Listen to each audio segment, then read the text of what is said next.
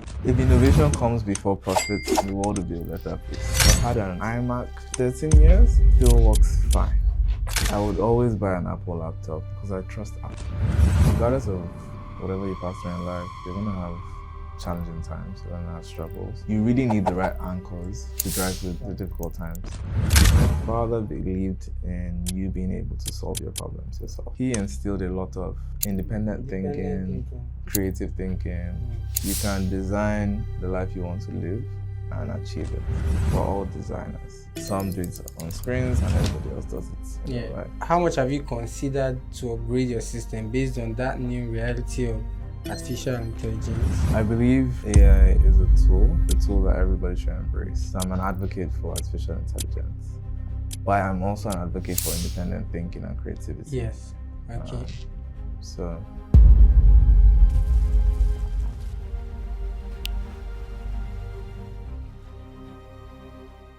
All right, so we have here today a very, very special guest. Someone that's very, very much runs from the camera and even the microphone. Wow. So, yes, so we have AB here. Ebiegberi. Did I call you right? No, but you tried. What's the correct? Ebiegberi. Ebiegberi.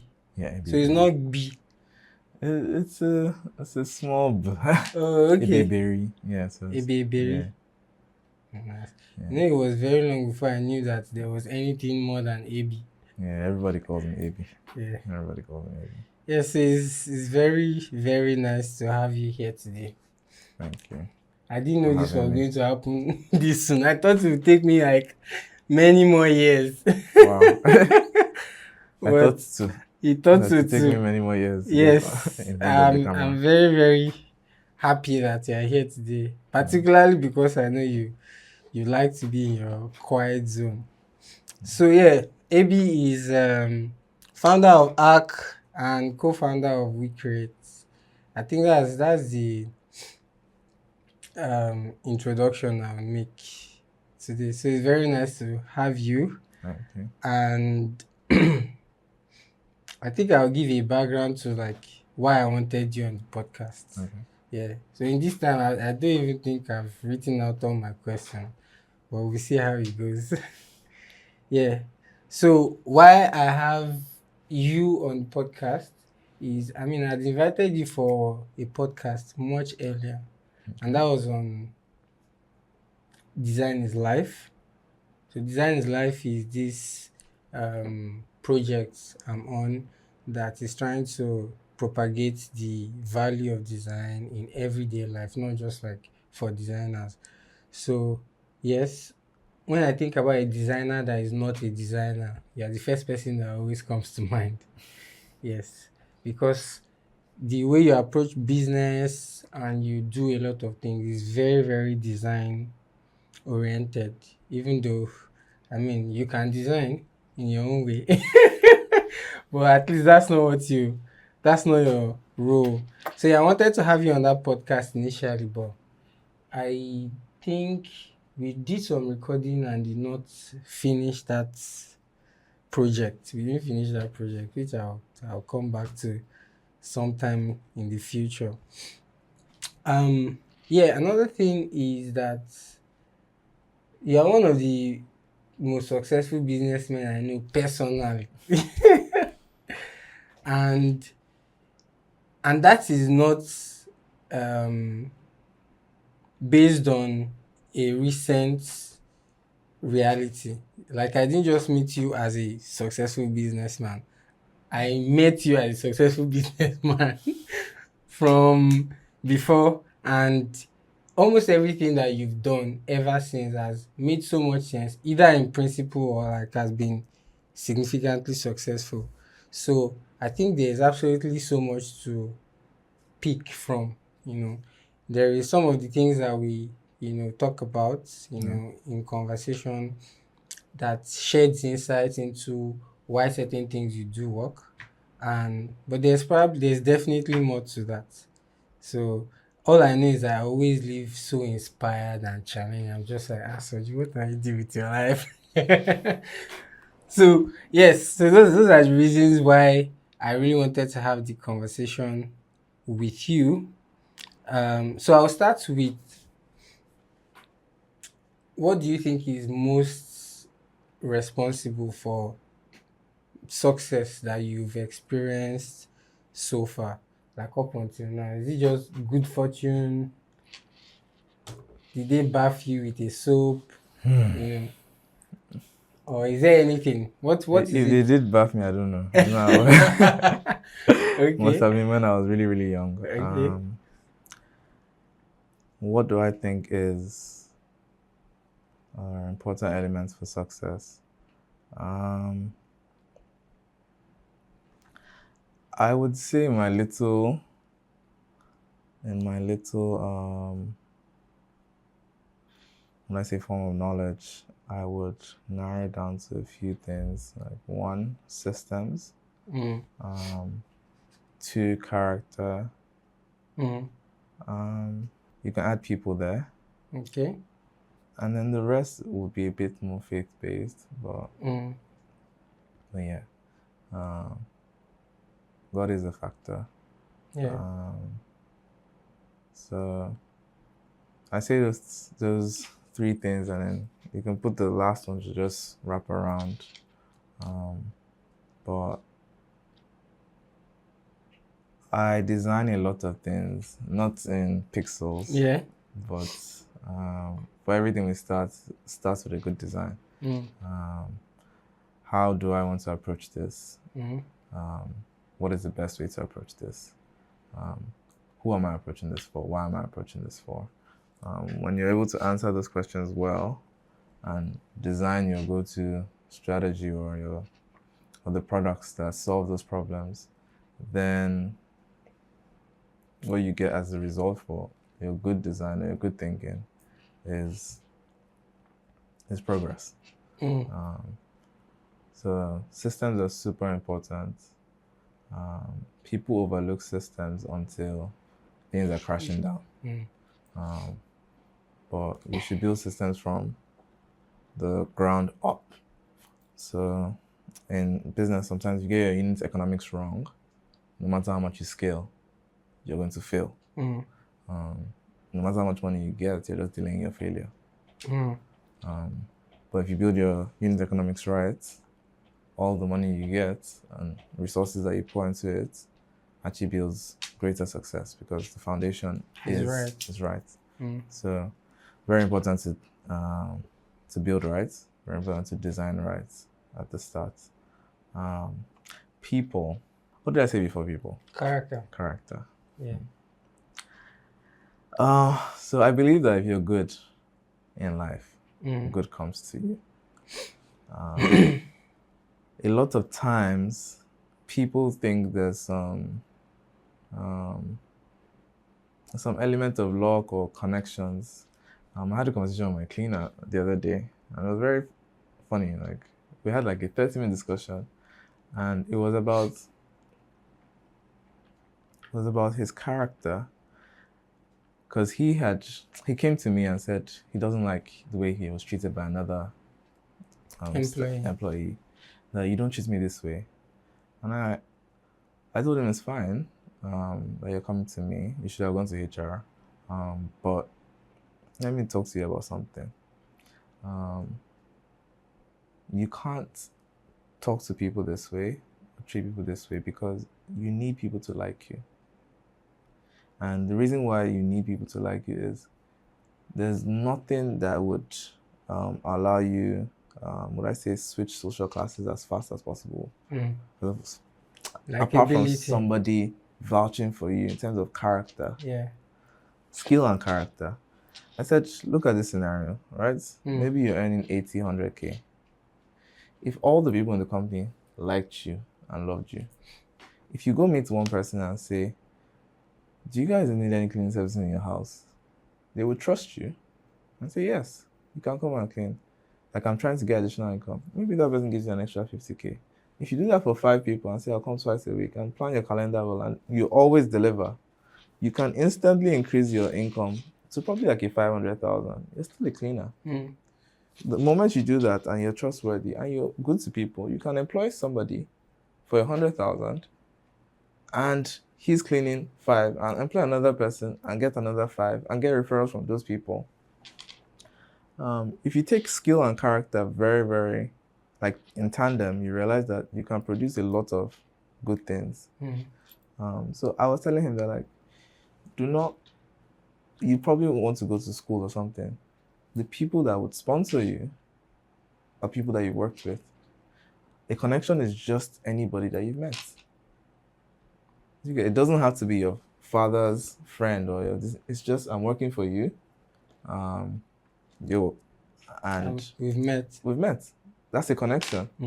But most people don't realize how powerful the connections they have are, because they're not really good to those people. When I say like really good, I mean like you're not exchanging value. Like once you exchange value with anybody, that becomes a true connection. And it can be top down, it can be up. Like it doesn't really affect. But at any stage in life, you are interacting with people and you're forming connections. They're not just strong because you're not giving them enough value. So character helps a lot in building our connections in business, in other aspects of life. So that's an important factor. I added people because an organization, and like a lot of the business that builds, like people run the systems. I say the biggest weakness in the system is usually the people. Like you can craft everything and if the people don't follow those processes, it won't work. It's never going to work. You build out an entire enterprise solution and they're just like, oh, I prefer the manual way of doing things. So people are a huge factor. Finding good people is hard, but finding good people is also a skill, and you get better at it. So being able to spot people, being able to groom people, being able to motivate people and encourage people and get them to believe in their vision is a critical factor. But yeah, everything all together. Maybe I'll come and check your notes after. No, you're dropping a lot of gems here, effortlessly. Yeah, the last one is faith, because regardless of whatever you pass through in life, you're going to have challenging times, you're going to have struggles, either personal, either from business. And you really need the right anchors for you to to drive through the difficult times. For some people, it's not even business matters that really affects them. They have personal matters. They lose a loved one. Or having a relationship crisis with your spouse or with your girlfriend, and they just can't function again at work. Having that voice of reasoning, that anchor that guides you as a person, can bring stability into your life and make everything make sense. So yeah. That's your answer just seems so well written. It's funny you didn't send me the questions. I'm really enjoying it. So like there are many things you said that I want to even piggyback on. I'll start with the idea of building systems. And so what experience did you have, or how did you come about like the concept of like building systems? I'm trying to think back. I know of not recent, but now I can articulate some systems as failing fast and learning quickly. Okay. But yeah, maybe that in itself is the foundation. I've always been a learner. I believe life is teaching you, and everybody can learn every day, right? So if you're doing this way, if you do it 10 times and you do it for 10 days, you shouldn't do it the same way. You should learn a better way to do it.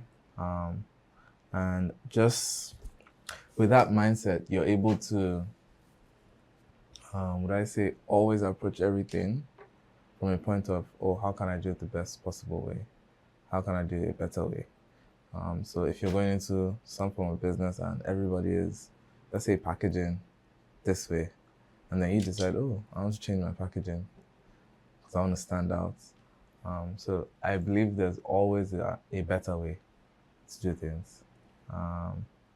And systems just like, would I say, Codify. codify that kind of thinking. Okay. But the thinking is always superior to the system, but the system Okay. puts order into Into that that. sort of design thinking. Yes. Yeah, that's very nice. So it's not because you read a book or you studied. Yeah. What was your earliest implementation of like system, like deliberately like codifying good thinking? Codifying good thinking. I know way back, like 12 years or something, like the first sort of team I had formed. Okay. I think I had a fascination with being world class. And there was a very simple system I put in place. If you want to do anything, let's look at the top 3 in the world Okay. and let's see what they did well and see what they did bad. Okay. And if we can copy everything they do well and make it better and remove everything that they did bad, then we'll be better than all 3 and we'll be world class. World class. So I always used to just talk about that within the company. Okay. And what would happen is every product or everything we're working on, that would be the foundation. Like now it's a lot easier because there's ChatGPT and stuff. So you can get some things quickly. More instantly. But then you would have to do a lot of research. So deep digging. Yeah. So there was a systematic approach to everything in the company with that form of research. If I'm going to think a lot farther, I'm looking for a childhood memory. Nothing is coming. Okay. But maybe if it comes, I'll tell you. Okay. No problem. Maybe if it comes, I'll tell you. So there's. Okay, let me ask this first. What is the disadvantage of having a system in place? Disadvantage is a system has an expiry date. Okay. That's the disadvantage. The world is moving constantly. So what you set up as a system needs to be updated. In 10 years, it might not be valid. 10 years ago, BlackBerry was the best phone since sliced bread. And now, you think of Nokia, you think of BlackBerry, you think of so many massive conglomerates that didn't look like they could ever go down. Yeah. But yeah, whatever systems built you up are not the systems that sustain you to perpetuity. And I'm not talking about foundational principles. Yeah. Yeah, because foundational principles are changing. Yeah. Yeah. That's very accurate. Like you said, the system in the first place was built based on learning. That's emerging improvements. It's just codifying improvements. So you can't stop improving and updating the code. Yes, you can't. More or less. Yeah, thank you. Okay. But like, it's not a problem of rigidity. Yes, I think systems should be fluid and systems should get feedback. Okay. Yeah.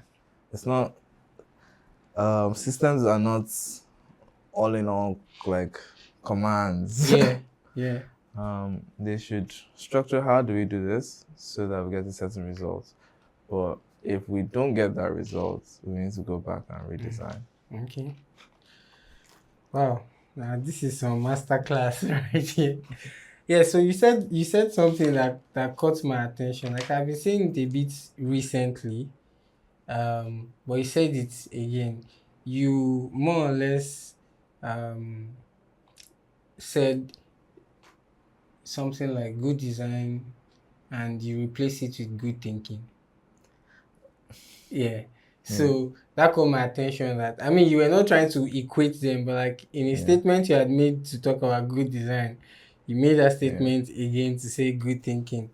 Hmm. And so I've been thinking with the idea that whether it's design, whether it's branding, strategy, all of these things is just a product of good thinking. You know, Yeah. like most of what people consider standard practice today, even in branding, you know, want to do something. Yeah. Someone once upon a time was not thinking about branding. They just had, you know, good um practice in terms of well, how do we do things better? How can we improve this? How can we? And they had the insights to try something new that became so successful that other people started to like imitate. Yeah. So, like, how would you connect your understanding of design, especially for someone who is not a traditional designer? Hmm. I would say we're all designers, um, and design can be the foundation to achieving all your goals. Mhm. So, if you want to lay your bed, for Yeah. instance, the reason why you lay your bed is so that you have comfortable sleep. Yeah. Um, and you can decide your pillow is this way or this way. Um, it could be for aesthetic reasons, it could be Yeah. for Functional reason. functional reasons. Um, but when your neck is paining you, you will find the optimal design. So in the same way, like when your business is hurting, you should be always looking for optimal design. Mm. Everybody's a designer. Yeah. Some do it on screens, some do it, and everybody else does it in real Yeah. life. If you're trying to get your child to do something or your spouse to understand you, designing how you communicate, designing how Mm. you love and show affection. Mm. You can design your vacations or your Valentine dates. Yes. But everything is like design and thinking are so intertwined. Intertwined. They're so intertwined. Yes. Because design starts in the head Mm. and then it manifests in Manifests. reality. Yes. So a lot of times we point to the reality as the design. Yeah. But it's, oh, I have a concept in my head Mm. that's, I have a pain or a need. yeah. And that design is solving that pain or that need. So it's, yeah, that's pretty much it. So, do you think most people understand design in this way, or the fact that you said everyone is a designer? Do you think people even understand that they are in everyday life Yeah. designing their own reality Yeah. or experience? Yeah, you Reality. are. You are, in truth. You're that powerful. You're Mm. that powerful. You can design the life you want to live and achieve it. Implementing design is hard. Okay.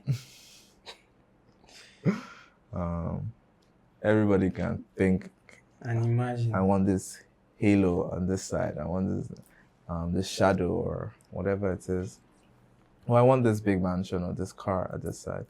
And then now breaking it down into bits, positioning yourself or like your career to achieve what you have designed your life in your head. It's the difficult parts of the implementation. So do I think everybody sees themselves as designers? No. Do I think everybody is subconsciously a designer to a large extent? To a large extent. Do I think everybody's thinking? Maybe it's more. Because it's both intentional and unintentional design. Okay. Yeah, so Can you talk more about that? Intentional and unintentional design. So I'll say intentional design will probably be a lot more human-centered, a lot more problem-solving. Okay. I am thinking and designing this way because there's a problem and I'm intentionally trying to solve it. And then I would say unintentional design is the reverse. Things still happen. Chaos. Yeah. You're accepting chaos Okay. as a result of Of not what is- intentionally planning. Wow. That's so profound. Yeah. Yeah. That's very interesting. Like the streets of Lagos. Wow. That makes a lot of sense. Like, I understand it, but I never thought about it in that way of like unintentional design. Yeah. But design is happening anyways, every day. Yeah. From our choices, whether we make them carefully or carelessly, informed or uninformed.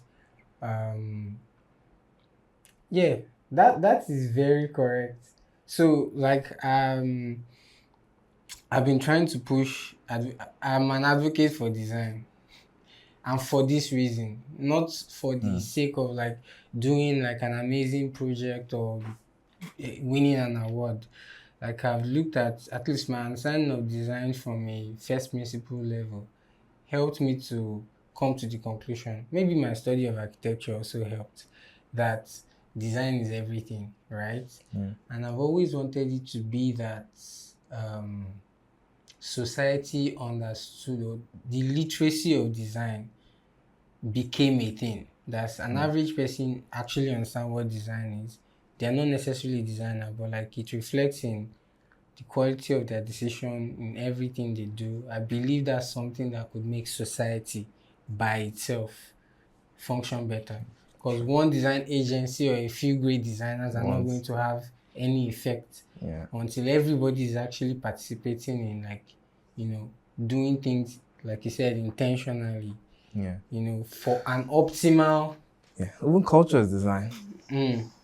That's interesting. I agree with you, but like I'm just smiling because I've not thought about these things. The way people live. Yeah. Like it came from somebody intentionally said, this is how we should do cover this. our head, or this is how we walk.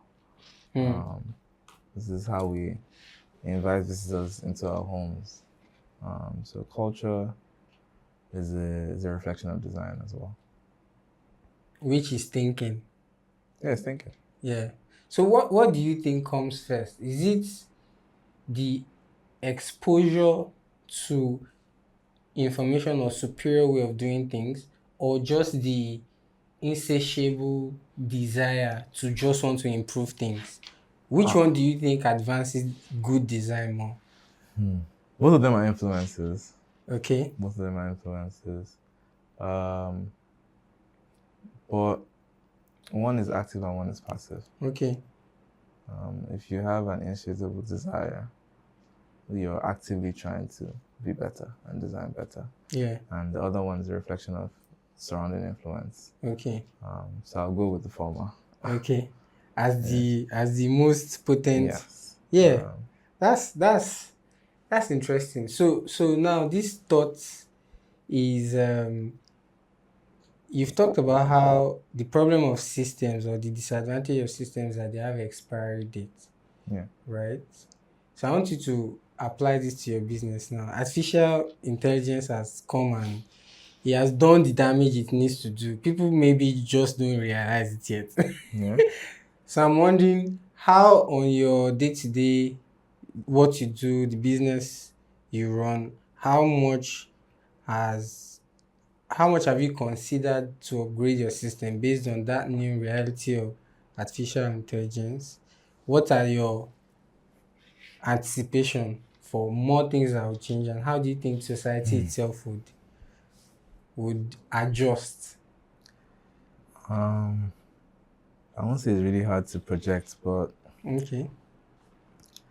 I believe AI is a tool. It's a tool that everybody should embrace. I make sure everybody in the company, we've done like an AI masterclass, and I make sure everybody uses AI as much as possible in their daily work. So I'm an advocate for artificial intelligence. I like how it structures sometimes even just my thoughts. You can put structure into your thoughts Yes. and Better than you can do on your own. better than you might be able to do. Yeah. Yes. But I'm also an advocate for independent thinking and creativity. Yes. Okay. So I do find that AI mixed with your own human potential breeds It's way better genius results than the over dependence on. than over dependence or under dependence. Yes. So I'll say use it as a tool, but also realize that you are special, you're gifted, and you have a lot more potential in you. You know how people keep a calculator away from students Yeah. for as long as they can so that they understand their own math genius. Yeah. And then the calculator makes them a superpower, Yeah. Genius. a super hero. Yeah. So I do think that AI amplifies what is already in you. It's not an excuse not to work hard on yourself or your skills. Study or But it amplifies what is in you. Like you can use AI code websites or like it's designs even. Like it's amazing what you can do. Write a whole movie script. Write a whole movie scripts. Create a website. Code an app. All of these are examples of things I've done with AI. Interesting. Like for fun. Write business proposals. Yeah. Nice. So it does amplify what is in you. Yeah. And I think that's where you really see the treasure in it. Yeah. So now I'm trying to see how AI essentially can, like you said, amplify what you give it, right? So you've talked about the fact that maybe not many people think, we've talked about good design being good thinking, and maybe the problem is that people don't even think, first of all. Or many They think people, they're thinking. They think they're thinking, yeah. I mean, that's why strategy is so hard to sell. Because it's You're a selling direct thinking. insult. Like, I'm literally insulting you by telling you that I'm a strategist because I'm telling you that I want to come and think for you. Yeah. So even on a human ego level, my product is already at a disadvantage. Yeah. Yeah. But the reality is that people don't know that they are not thinking. Yeah. And what I noticed with AI, strategy is so hard, at least as someone who actually does strategy. Yeah. And the reason why it was always very hard is because it's very tedious work.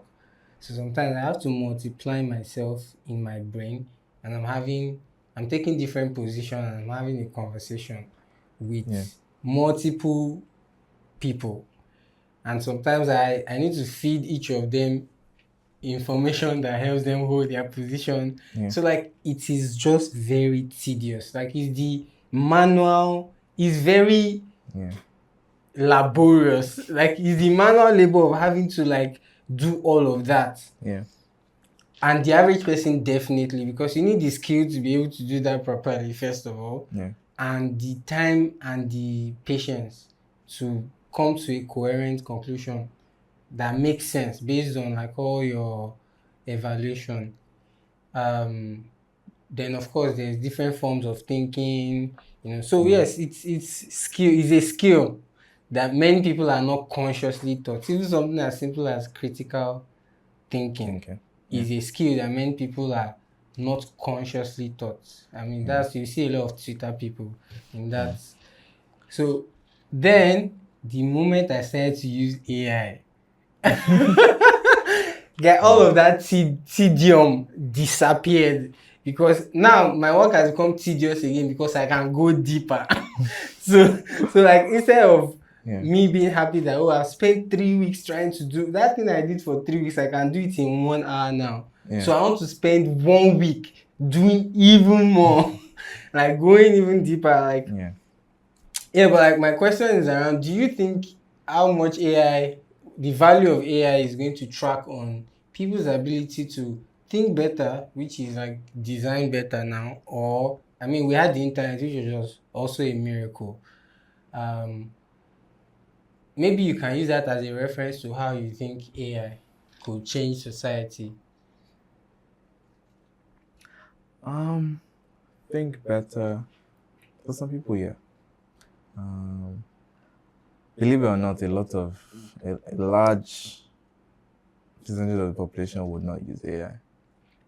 Um, You believe that I think internet penetration is still a problem? a problem. Okay. Data is still a problem, and those are foundational to the AI revolution. Yeah. In other parts of the world, maybe not so much, like in Africa, Mm. where data is still a bit expensive and not a lot of people have access to even the smartphones. Yeah. But as smartphone penetration goes up, like now on your WhatsApp, there's AI on your WhatsApp. Yeah. I find that I use that now a lot more often Really? than ChatGPT Wow. or DeepSeek, because I'm like, this is fast and more convenient. Okay. And sometimes the queries I'm looking for are simple queries. Mm. I keep saying this thing that you, as a human being, underestimate how much you You're have capable you're of. capable of. Because I know that AI is pretty good at structural things with research, but in creativity, you might be shocked How much better? how much better you are. Let me just give you a case in point of two things that I came across last week. One was DHL. DHL was doing a campaign, and what they did is they got boxes and used thermal ink and wrote on those boxes, DHL is better or DHL is faster. Mm. And they shipped packages using their competitors, UPS, FedEx, and all that. And they couldn't see it initially, but when the temperature goes down, you see DHL is better and UPS is carrying it around. Oh my god. I need to check that out. AI is That's not going to come up brilliant. with that. Yes. They As wouldn't. smart as Yes. artificial intelligence is, Yes. it won't come up with that. Yeah. I came across another one. I think the richest guy in India, Ambani guy, and he wanted to go into telco, and there was Airtel and there was some established guys in the game, and data prices in India were at the highest in the world, or close to the highest. And this guy came in, secretly ran 4G fiber optics across like 13,000 cities, and then gave away the entire infrastructure. Like you can get a line, get data for free for 6 months.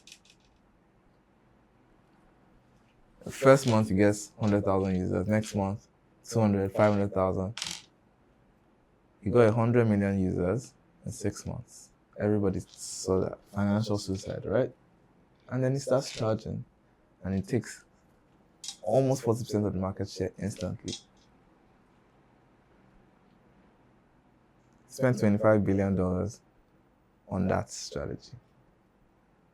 And these are real humans thinking. Yes. So yeah, AI would definitely elevate your thinking, definitely give you a huge boost. But you should still focus on growing your own human potential, because in truth, you are also superhuman. You built AI. you built AI. Yeah. Obviously, it might not be literal, but yeah. Nice. So, like, I'm going back to while you were speaking about the things that you think are responsible for your own success in business. I think I've experienced all of those things. I can testify. Yes.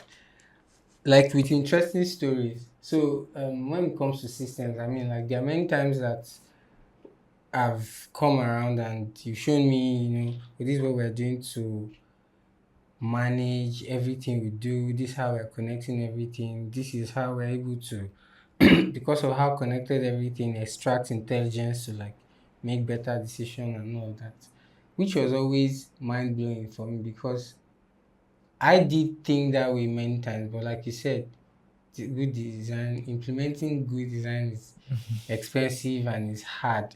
Yeah. Yeah. So someone like myself, maybe the hardness of implementing good design sometimes might make me choose my battle, right? Yeah. But I've seen that you've even thrown resources at an attempt sometimes to just do things better. You know? So yes, but the other thing which you talked about in terms of character, I think one thing that really fascinated me about you was how I've never felt this hunger for money or for profit, even as a business person. Like you come across as someone who is so comfortable losing, like losing temporarily. Like you don't mind, you're not hungry to say, oh, this is my right, I need to protect, and get the most out of what this deal is. Like you're very comfortable, like just making sure that the person understand that you're willing to serve and give value. And I think even as someone that might not be a regular customer, or I might not necessarily have to patronize you for anything, like the psyche of that for me is just so precious. Like knowing that, oh, this person is not going to go out of their way to cheat me. They would even be willing to make things right if things ever go wrong and it comes at a cost to them. Like for me, I just personally think that even when it comes to branding, I think that is really what a brand is supposed to be, because now you have trust with the person, you're able to show that you care. The experience the person has with you significantly is better, irrespective of what operational thing breaks down or yeah. So in terms of character, like I totally get it. Like that this person is a good person. Like Yeah. And even a business has a character. yeah. And a business's character is what they call the business's brand. You see what I'm saying? It's just a drum punchline. That's very interesting because I do agree. Yeah, carry on. Yeah. I would always buy an Apple laptop because I trust Apple. I've had an iMac that I've had for about 13 years. Still works fine. I don't really want to try somebody else because they have fulfilled on their promise. Maybe, I don't know, maybe they come with an AI computer that is both a computer, a bed, That is too good to be true. That's too good to be true, but right now, I'm in love with Apple's character. But yeah, I think crafting the character of our businesses is intentional. Okay. We never want to be a brand that puts money before service. We actually believe that you should get value, and our reward for you enjoying that value is now the payment that we receive. And we always believe that you should over-deliver than deliver more than you're paid for. Yeah. Pretty much. And that's the way to continually build that relationship. Yeah. That's amazing. Now, the first time I think I ever encountered you, I don't know if I've told you this before, it was in the BFC meeting. And I think you came to give a testimony about how you were trying to print, you were talking about business related stuff, and so I was like, oh, this is the guy that owns CST Park. Do you know CST Park? Young ones. So CSC Park was like an essential. Like when you enter CU and you are in CSC, the things that you must have, lab coats, I think graph book and CSC pack. Like literally, CSC pack was literally, so this guy was the one in charge of CSC pack, and he was talking about how 200K in my head that time was like you were making a testimony and you were talking about, maybe you made 200K or you had to spend 200K, or they will share that figure in that testimony we're giving. And I'm like, 200K, what level is this guy? This guy is in 200, it's just a year after, just a year ahead of me. I don't understand. Like, it blew my mind. Like, I think I even did not believe, I Oh didn't wow. believe you. I'm like, what is going on? You mean, and by the way, see, the fact that CST Park was a past question for students was not what was mind blowing, and it was a 200 level student that created it, means that you are just finished 100 level, and now in 200 level you have created a product that you needed when you were in 100 level, and it was well printed, well designed, well. And I'm like, no, it cannot be the case that it's this guy. I didn't believe you. But I was just like, but I mean, WSC had people that were doing very interesting things at the time. Yeah. Yeah, I mean, there was also Lois King then, that if you're in 100 level, your matric gown, if it's not Lois King like this, man, you're smelling. Yeah, so, and that was, I mean, the fact that it was within a gathering of people who cared about faith and God, who wanted to know God and all of that, is another thing that testifies to how all these things you've talked about is really true, at least in based on my own experience. And um, I think I'd like you to tell one story, but maybe when we get there. My question, however, is how did you find yourself in business? Like, what's your introduction? The closest thing I can think of is you're an Igbo person. Igbo people are generally enterprising, okay? But how did you have that kind of thinking at that time to know that, well, this is an opportunity for enterprise and do Hmm. it at that level at the time? Um. So I'm actually from Bayelsa State. Um. So and I'm a Joe, but my I'll say a lot of my strongest influences were was probably my mom. Okay. My mom was into business and she used to sell clothes. Okay. So every day I would see or receive customers and sell. It's quite fascinating. My dad was a pilot and was never around because he was always flying. Flying. He was an international pilot, so it was long hours. I barely saw him around. So when I looked at, so maybe there's an influence in, oh, my mom was around and she had my time, or the family's time. And maybe a business person has more time, or More more control of your time, flexibility. more flexibility of your time. Maybe that could be an influence. Okay. But how did I choose? I'm not sure there was like this distinct eureka moment, because I found that every time I did some sort of business, it was because I think I was tired with people asking me questions, or I was tired of seeing a particular thing badly designed or wrong. I think my first year in American University of Nigeria, people said, "Oh, I like your clothes," and I'm like, "Okay, I can get it for you." And oh, sure. Like, how much is it? I'm like, let me check the price. And then, okay, maybe add a few for transportation, maybe add a few for this. And then I get you the clothes.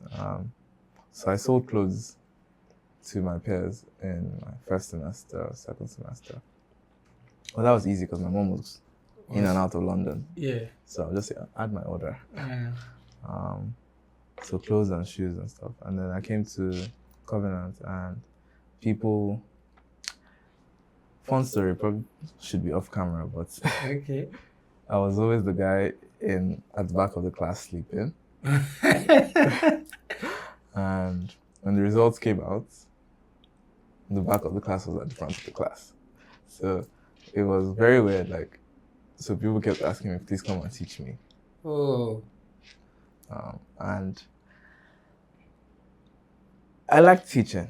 But I don't like teaching the same thing over and over again. Yeah, so after the first midterm or something, I just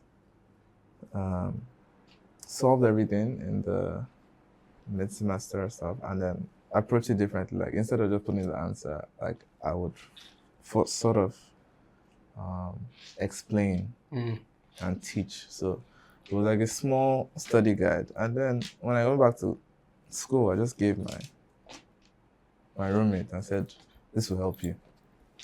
And it was meant to be just that. Wow. But I couldn't just do it on my computer, so I printed it out. I typed it out, printed it out, and gave my roommate and said, this will help you. And then he was like, wow. We should sell this. And he went, photocopied 10 copies, and walked around and sold. And then he has not solved his own problem yet.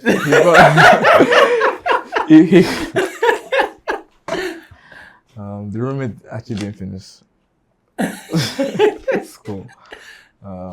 Interesting. But sold 10, photocopied 100, sold 100, and then started in 500 and 1,000. And at that point, just consciously trying to design to make it better.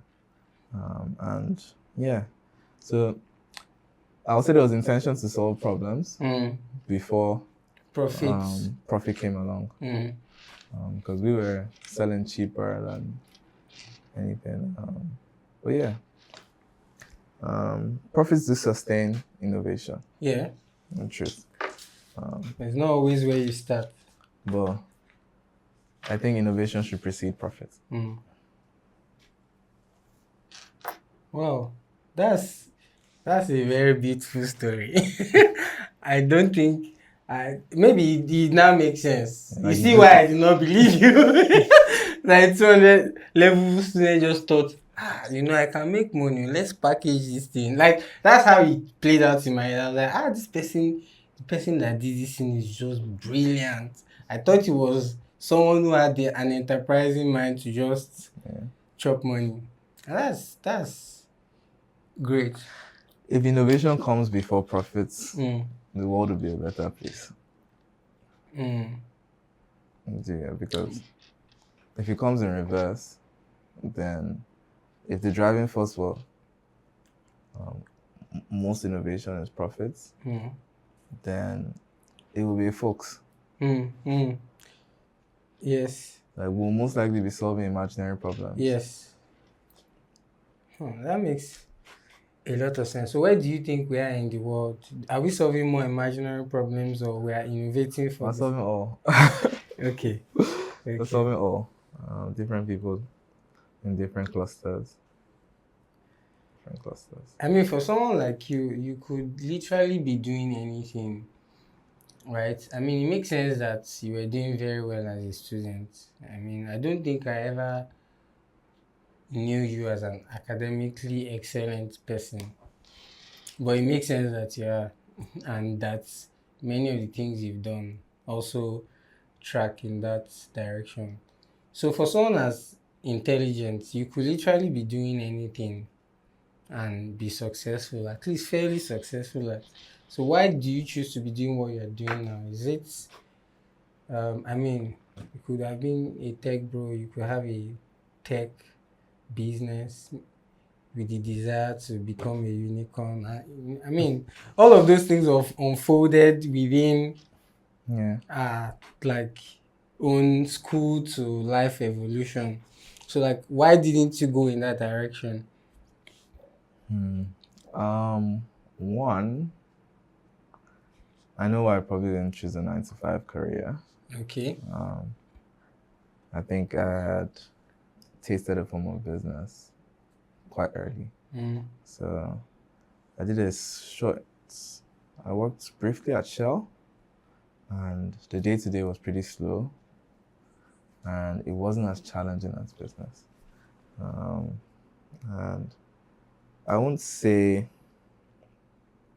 it wasn't as challenging for me Okay. because different people have different abilities and different thresholds Yeah. of intelligence. But it was quite slow paced to me. It was a bit too easy, and I wanted an adventure. I wanted to do something challenging in my life.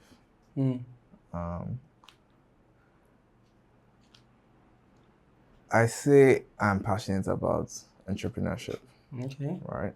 Because I'm passionate about problem solving. Yeah. One story, I was a maths teacher at some point. Math. Problem solving. Yeah. I'm passionate Was about that problem pun solving. intended? No, I just thought about it when it happened. So I'll ask you a question. Do you think Dangote is passionate about cement? No, absolutely not. Or passionate about salt? No. Passionate about oil? No.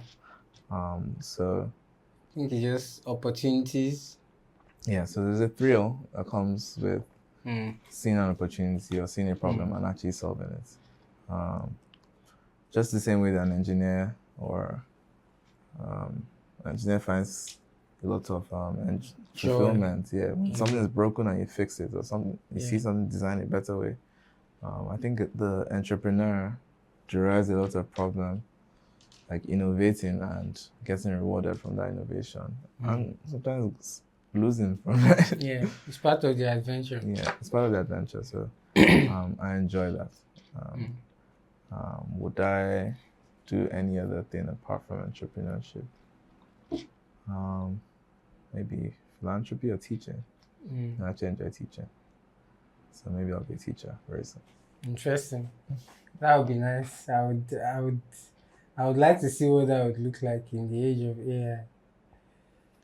But then, if it's entrepreneurship, I mean, you could have also become a tech founder. I mean, there was the phase where that was hot, and I think you definitely had the opportunity if you wanted to do that. Yeah. I guess I could have. Yes, I could have. I guess I still have a long life also. So I wouldn't say It's completely out it's of completely out of the picture. I'm less, would I say, I'll gravitate less towards the current startup silicon model. I'm completely grateful for it because it's created so many things are better now. Like life is easier. If I needed to get to this place 10 years ago when I had no car, I would literally have to walk out of my street by 1 or 1:30. Sorry, by like 11 or 11:30. Not knowing whether I would see a cab in 20 minutes, 40 minutes, or 1 hour, standing, waving, and then negotiating prices with that person, thinking, not knowing whether it's a fair price or not. And now I just book one, and in 3 minutes, it's at my doorstep. Would that those businesses were able to innovate fast enough because of the traditional Silicon Valley model, where you get overfunded or get funding. So you can throw money at the problem until you find something that works. So there are a lot of things that have been solved that way. Um, I'm a bit more traditional where I look at, oh, how can you sustainably solve a problem? And I think that makes me kind of pick and choose my poison Mm. as regards the areas of business I go into. Um, I think tech is at the cutting edge and thrives on that level That yes, of funding and that pace. experiment. Yes. Yeah, so I spoke about pace, but maybe I'm not comfortable with the faster pace. Yes. So I think that's probably why. Um, but I do love technology. I love Mm. technology so much. I actually built a tech product. Just don't feel like monetizing. Currently enjoying it myself. Um, it runs our entire business. Yeah.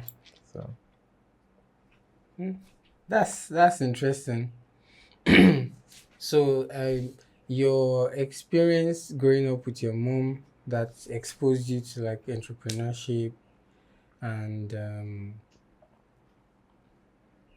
I mean that means what other earlier or early childhood experience do you think tracks to like who you are today? I'll say a lot of things are from my father. Mm. That Um, was not around. yeah, but when he was around, Okay. he was quite intentional. Okay. Um, so my father believed in you being able to solve your problems yourself. Um, that you had the potential. So if I go meet my dad and say, "Oh, Dad, my door is broken," and I'm 6 years old, and he'll be like, "Oh, we'll fix it." So you see 6 year old me opening up the the screws and then looking at all the springs and saying, "Okay, this goes here, this goes here, this goes here, this goes here." Oh, and then you find that it's fixed. So he always had a toolbox that we could always access.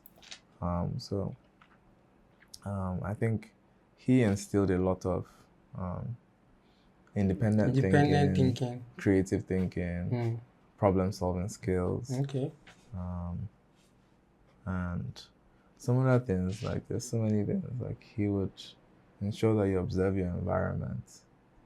Like you need to know what's going on in your environment. And some of those things I didn't really understand until like 10 years into the future. Mm. And I realized people don't observe their environment. Mm. People don't solve their problems. People talk They about their stick with problems. it. People complain about their Complain. problems, but people don't realize that they have the potential within them to solve a lot of their problems or who make money out of it. Mm. And people don't realize that problems are actually opportunities for, Waiting to happen. yeah, the opportunities waiting to happen. Wow, that's an interesting thing. So it just shows the value of like parenting, having a type of upbringing you have always. I mean, that's been my experience with many people that I admire and what they do. There's always the element of like the kind of household they grew up from and how that influenced them, even if they were stubborn while the growing up was happening, Yeah. you know. That's a very beautiful thing. So I was going to ask you about you were into photography at some point. Maybe not as a photographer, Yeah, I right? was in the business of photography. Yeah, the business of photography. But you moved on from that eventually. And so yeah, I'm thinking, are there things you've done that have failed? Are there things that you've moved on from? And for what are your typical reasons from like changing or stopping anything you attempt to do?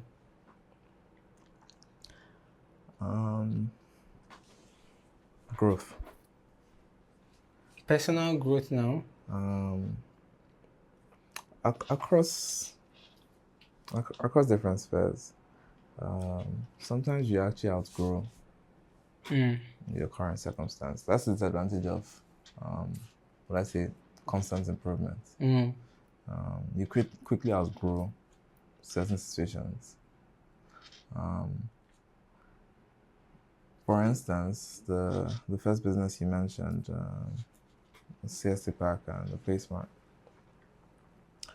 While in school, it was a fantastic business for me. You can imagine my pocket money was like 25,000, and the business was in millions. So I didn't even know that I had pocket money. And this was way back then. Yeah. Like people walk into my room, I was dashing. Like I didn't even like, oh, you have school fees problems. Oh wow, okay. So, but when you leave school, and then now you have you're forming a team and you have rent and you have salaries, and then those things are matching up. You realize that wait. This thing gives me this, but I have to wait 6 months to get it. And if I divide all my all my expenditures by 6 months, the money I am getting from this doesn't cover this. Doesn't cover. Is there a limit to a market? Yes, there is. Yeah. There's 10,000 people in the school. If you're already selling to 4,000 people, it's hard to grow. About that. Yeah. So there was a limit, and at the limits, we had outgrown the limits. Where is reasonable? Yeah, where is reasonable. So that has happened several times, where some ventures are no longer profitable. Yeah. Not because they're not profitable, but they're no longer for you. Profitable for you. Yeah. Doesn't make sense. Samsung used to be a grocery store or something. It doesn't make sense that the scale Samsung is right now. They say, oh, we want to hold on to our grocery store. Yeah. So some failures come about by bigger successes. So I've experienced a lot of those where I've had to drop a few things I'm doing because there's something that's way more successful. And then I've experienced failures also, like downright failures, where you just think something would go this way and it doesn't go exactly as planned. But yeah, that's life. That's interesting. So in all of this,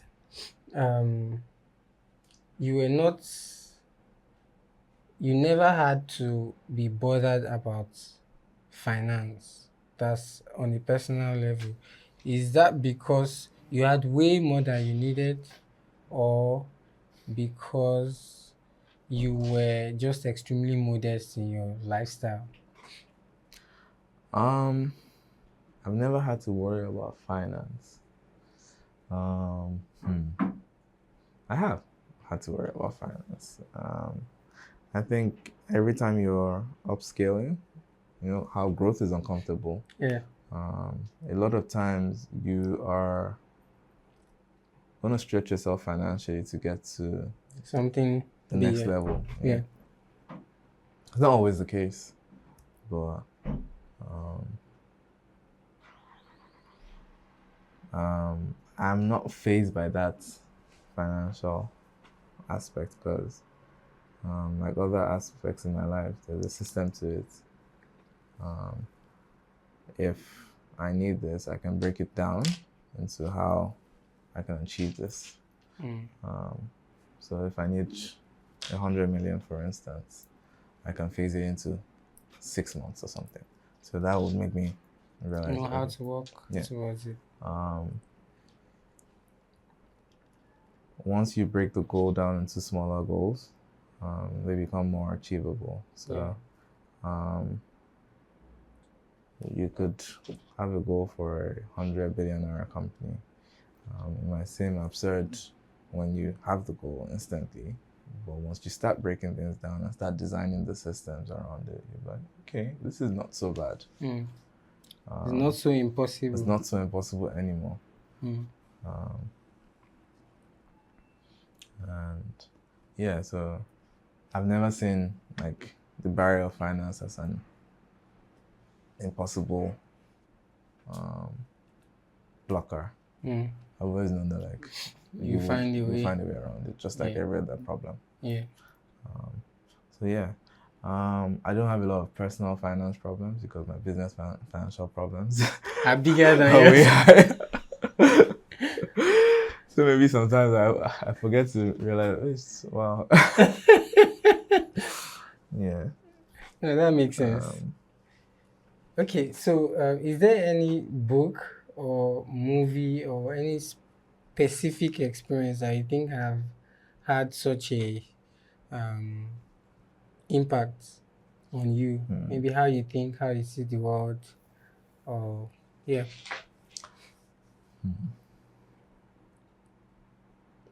I can't point out one thing. Mm. I've enjoyed a lot of books. I've enjoyed a lot of learning from lots of people. Um, I really can't point to one. It means you don't have a role model either. I like a lot of people. Mm. I don't. I'm not very, very close to a lot of. I have a very small, close circle. But I do admire a lot of people.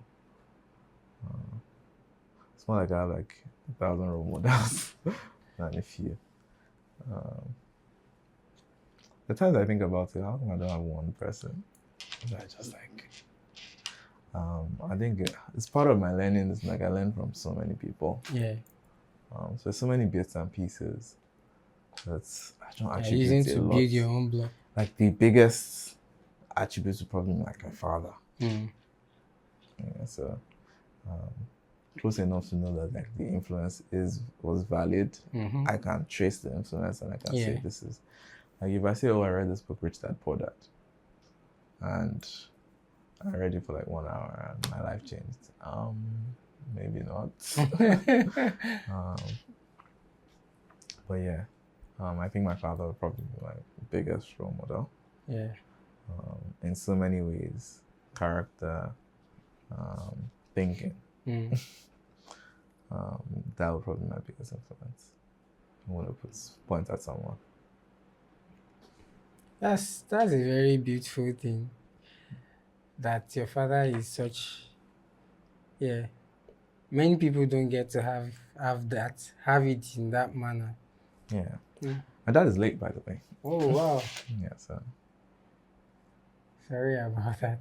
it's I fine. didn't know. So in all of this, do you does your personality plays a role in how you've gone about business or how you've gone about, of course, how you've gone about your life? Yes. Yeah, it does. It does. In what way?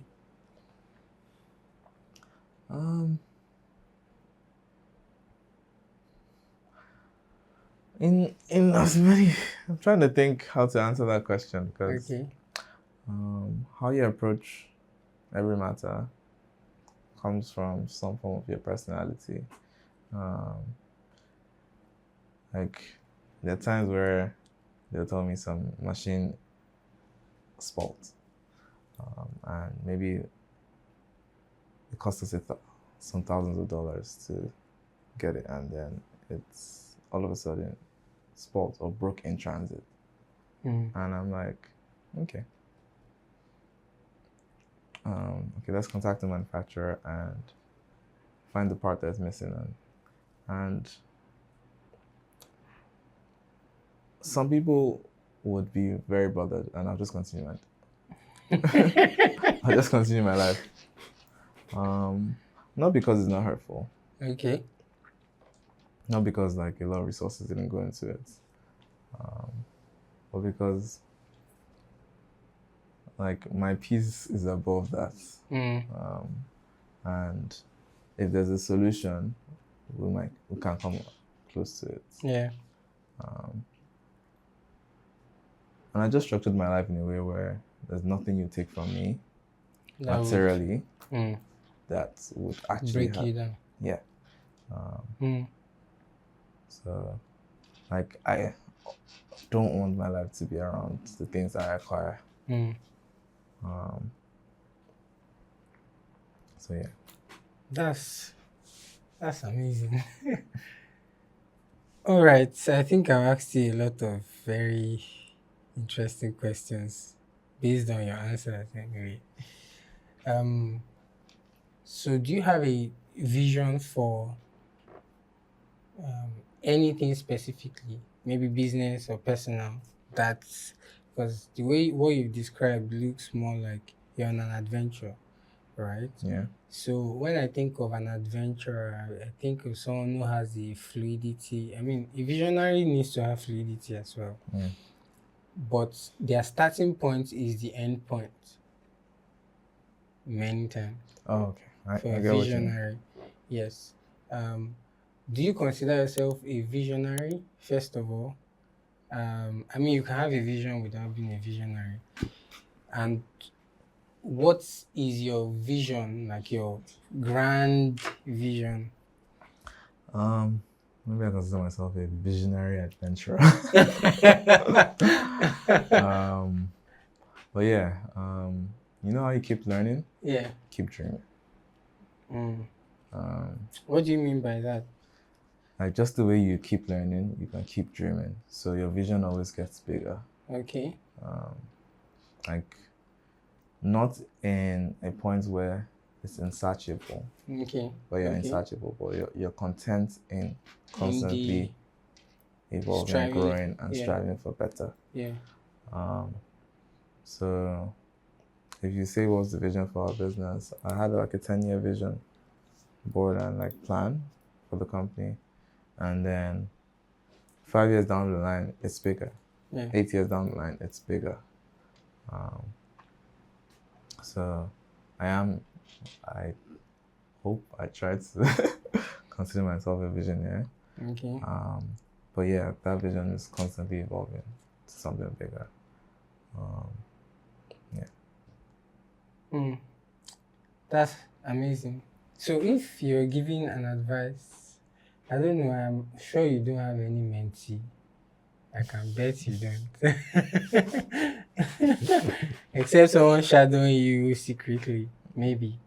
But like if you had um someone ask you, maybe a younger version of you, like what are the things that you've learned from your experience or journey that you would like to pass across?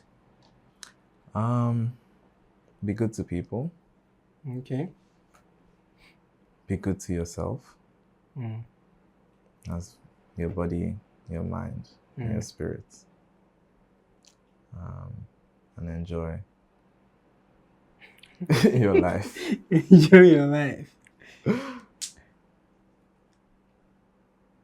Not your weekend. Yeah. Like our president. Be good to your mind. Put your mind and your body to good work. Productive, meaningful work. Wow. Okay. I'm very fascinated to see what would be next. I mean, I think I've seen the educator, entrepreneur to the media. I mean, it was not just photography you guys did then. It was CMD media. GMK. GMK. Exactly. So to media entrepreneur to, I mean, print media specifically. Yeah. And what else now have you evolved to? I wouldn't consider we create print media. It seems more corporate or gifts. It's the promotional Promotional. products. A lot of below the line marketing. Okay. Yeah. So there is that. I'm looking forward to what's next. Yes. Maybe to be cement too. maybe. All right, man. It's been such a delightful time. It's been a pleasure. Yes. I mean, was it this hard? Was it that hard? It wasn't so hard, actually. It wasn't so hard. Yeah. Thank you so much, man.